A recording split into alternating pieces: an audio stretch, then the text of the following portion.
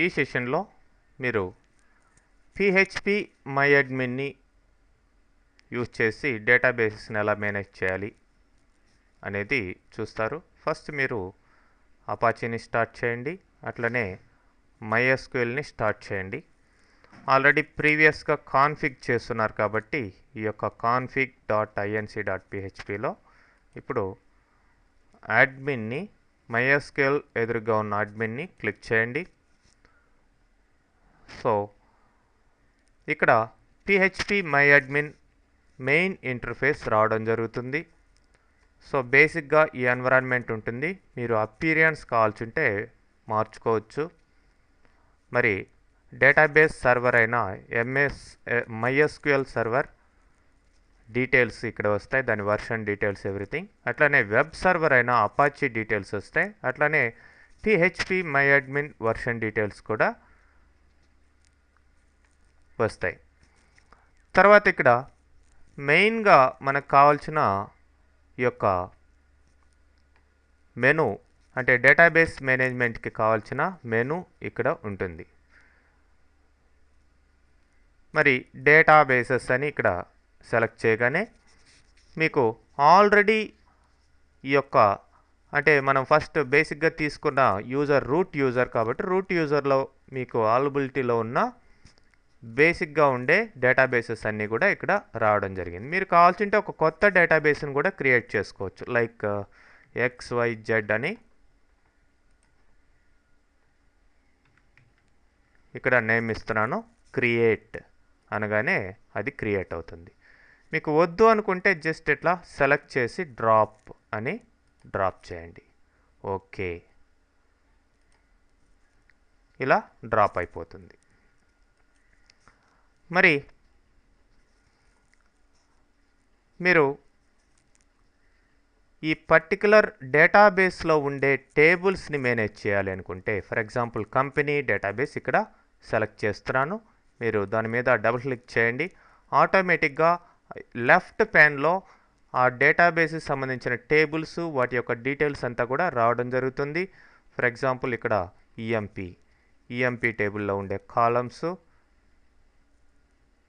ఇట్లా కొలాప్స్ కావడం జరుగుతుంది. ఫర్ ఎగ్జాంపుల్ ఇండెక్సెస్ ఏమన్నా ఉంటే ఆ ఇండెక్సెస్ సంబంధించిన డీటెయిల్స్ అవన్నీ కూడా ఇక్కడ విజువల్గా చాలా క్లియర్గా కనబడతాయండి.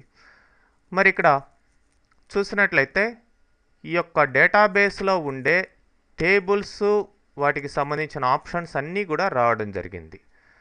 మరి ఇప్పుడు ఫర్ ఎగ్జాంపుల్ ఈఎంపీ టేబుల్ తీసుకుందాం. ఈఎంపీ టేబుల్ని బ్రౌజ్ అని సెలెక్ట్ చేయగానే దాంట్లో ఉండే డేటా అంతా కూడా ఇట్లా బ్రౌజ్ అవుతుందండి. ఓకే, మరి బ్యాక్ మరి దాని యొక్క స్ట్రక్చర్ చూడాలి అనుకోండి. ఈ యొక్క స్ట్రక్చర్ని మీరు చేంజ్ కూడా చేసుకోవచ్చు. ఆ ఫీల్డ్ వద్దనుకుంటే డ్రాప్ చేయొచ్చు. ఇంకా అడిషనల్ అంటే ప్రైమరీకి, యూనిక్కి ఇట్లాంటి సెట్టింగ్స్ అంతా కూడా మీరు పెట్టుకోవచ్చు. ఫర్ ఎగ్జాంపుల్ చేంజ్ తీసుకుందాం. ఇక్కడ 20 సైజ్ ఉంది, 22 అని ఇస్తున్నాను. సేవ్ అంటే సేవ్ అయిపోతుందండి. మరి ఈ విధంగా స్ట్రక్చర్ని ఆల్టర్ చేయొచ్చు. అట్లనే డేటా సెర్చ్ కూడా చేయొచ్చు. సెర్చ్ ఇక్కడ మెయిన్ ఫీల్డ్స్ ఇవి రావడం జరిగింది. మీరు ఈ యొక్క ఆపరేటర్స్ ఫర్ ఎగ్జాంపుల్ నేను ఈక్వల్ టు 101 అని ఇచ్చాను. రిమైనింగ్ వాల్యూస్ కూడా మీరు కావాల్సి ఉంటే ఇచ్చుకొని గో అన్నారనుకోండి. సో చూడండి 101 హరి మేనేజర్ ఇట్లా ఆ డీటెయిల్స్ మాత్రం ఇక్కడ రావడం జరిగింది. మరి దానికి కరస్పాండింగ్ SQL స్టేట్మెంట్ కూడా ఇక్కడ చూడండి. Select star from EMP where ENO equal to 101 అని ఆటోమేటిక్గా అదే జనరేట్ చేయడం జరిగింది. మరి ఈ విధంగా సింపుల్గా మీరు డేటా సెర్చింగ్ కూడా పర్టికులర్ టేబుల్లో చేయొచ్చు. అట్లానే ఇన్సర్ట్ చూడండి. ఇన్సర్ట్ ఒక టేబుల్లో డేటాని ఈ విధంగా ఇన్సర్ట్ చేసుకోవచ్చు. ఓకే, ఇట్లా వాల్యూస్ ఇస్తూ మీరు ఇన్సర్ట్ చేసుకోవచ్చు. For example 50, department name personal, location go. So దానికి కరస్పాండింగ్ స్టేట్మెంట్ జనరేట్ కావడం జరిగింది. ఆటోమేటిక్గా ఆ యొక్క డీటెయిల్స్ 1 రో ఇన్సర్టెడ్ అని డీటెయిల్గా మెసేజ్ కూడా రావడం జరిగింది. ఈ విధంగా ఇన్సర్ట్ చేసుకోవచ్చు. మరి ఆ యొక్క టేబుల్లో ఉండే డేటాని ఎంటీ చేయాలి అనుకుంటే, బ్లాంక్ టేబుల్గా చేయాలనుకుంటే ఎంటీ అని క్లిక్ చేస్తే ఇక్కడ మెసేజ్ వస్తుంది చూడండి. Are you about to truncate a complete table, do you really want to execute truncate EMP అని అడుగుతుంది. మరి ఇప్పుడు ఇక్కడ ఓకే అని ఇస్తే ఆ డేటా మొత్తం రిమూవ్ అయిపోతుంది. నేను క్యాన్సిల్ అని ఇస్తున్నాను. మరి డ్రాప్ చేయాలి అనుకుంటే ఆ యొక్క టేబుల్ని మీరు destroy table, do you want really, okay అని ఇస్తే డ్రాప్ అయిపోతుంది, క్యాన్సిల్. సో ఇట్లా ఈ యొక్క టేబుల్ ఆపరేషన్స్ అంతా కూడా ఈజీగా చేయొచ్చు. మరి ఒక కొత్త టేబుల్ని కూడా మీరు క్రియేట్ చేయొచ్చు. చూడండి, ఏబిసి అనే టేబుల్ని క్రియేట్ చేస్తున్నాను. నంబర్ ఆఫ్ కాలమ్స్ అని అడుగుతుంది.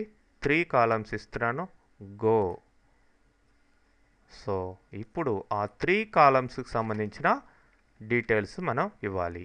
ఫస్ట్ది for example serial number, data type ఏంటి, ఇంటిజర్, మరి లెంత్ ఎంత, డిఫాల్ట్ వాల్యూ ఏంటి. ఓకే, అట్లనే రిమైనింగ్ ఆప్షన్స్ అంతా కూడా అట్రిబ్యూట్స్, అన్సైన్డా సైన్డా ఏంటి, ఇట్లాంటివంతా కూడా ఇవ్వచ్చు. మరి నేము, వేర్కేర్, సైజ్ 25,